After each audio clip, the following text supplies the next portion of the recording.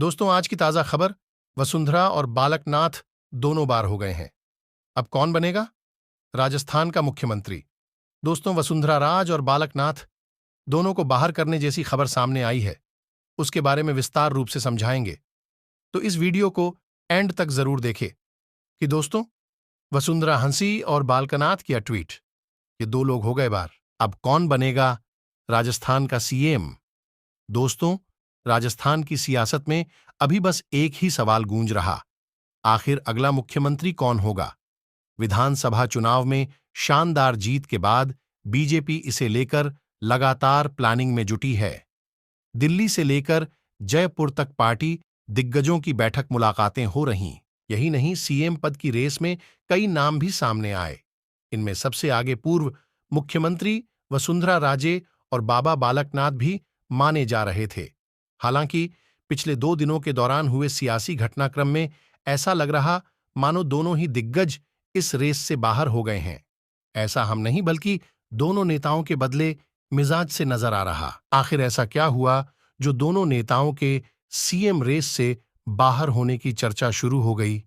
बताते हैं। सबसे पहले बात करते हैं योगी बालकनाथ की, जिन्होंने तिजारा सीट से विधानसभा चुनाव जीता। जैसे ही बीजेपी ने विधानसभा चुनाव में परचम लहराया, तो यूपी के सीएम योगी आदित्यनाथ की तरह ही राजस्थान में योगी बालकनाथ को सीएम बनाए जाने चर्चा ने जोर पकड़ लिया।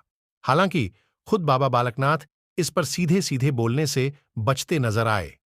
वहीं अब उन्होंने एक ट्वीट किया है जिससे ये लग रहा कि वो खुद ही सीएम रेस से बाहर हो गए हैं। योगी बालकनाथ ने ट्वीट में लिखा, पार्टी और प्रधानमंत्री नरेंद्र मोदी के नेतृत्व में जनता जनार्दन ने पहली बार सांसद और विधायक बनाकर राष्ट्र सेवा का अवसर दिया। चुनाव परिणाम आने के बाद से मीडिया और सोशल मीडिया पर चल रही चर्चाओं को नजरअंदाज करें। मुझे अभी प्रधानमंत्री के मार्गदर्शन में अनुभव प्राप्त करना है। बाबा बालकनाथ के इस ट्वीट से साफ मैसेज यही मिल रहा कि उन्होंने खुद को सीएम रेस से बाहर कर लिया है। अब बात करते हैं पूर्व सीएम वसुंधरा राजे की, जो फिर मुख्यमंत्री बनने को लेकर बेहद एक्टिव दिख रही हैं। वसुंधरा राजे की दावेदारी इसलिए चर्चा में है क्योंकि उनके समर्थन में लगातार विधायक लामबंद होते नजर आए। नतीजों के बाद से ही वसुंधरा के समर्थन में कई विधायकों ने आवाज बुलंद की। यही नहीं, उनके जयपुर आवास पर पिछले दिनों 50 से ज्यादा विधायकों ने पहुंचकर मुलाकात भी की थी। इसी के बाद चर्चा होने लगी कि वसुंधरा का ये शक्ति प्रदर्शन सीएम पोस्ट पर दावेदारी को लेकर है। हालांकि केंद्रीय आलाकमान ने पूरे घटनाक्रम पर नजर रखा और वसुंधरा को दिल्ली बुलाया। राजे दिल्ली पहुंची और गुरुवार रात में बीजेपी के राष्ट्रीय अध्यक्ष जेपी नड्डा से मुलाकात की। इस मुलाकात के बाद जब वसुंधरा वहां से वापस लौटीं तो मीडिया के सामने कुछ नहीं कहा।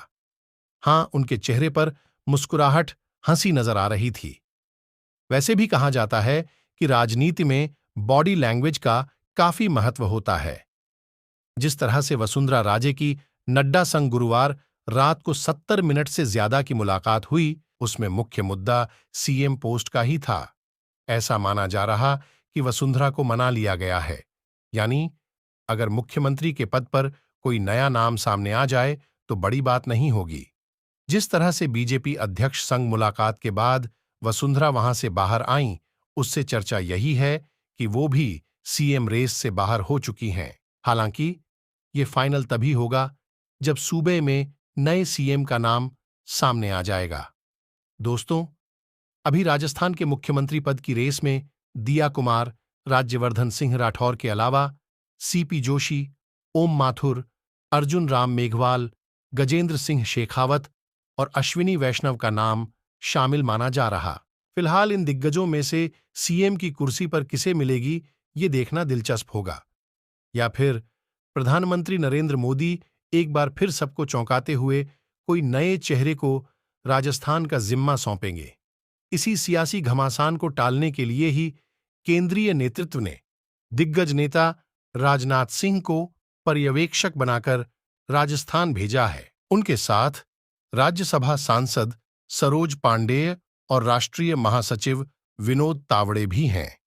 अब इन दिग्गजों की फाइनल रिपोर्ट से अगले सीएम के नाम पर मुहर लगने के आसार हैं।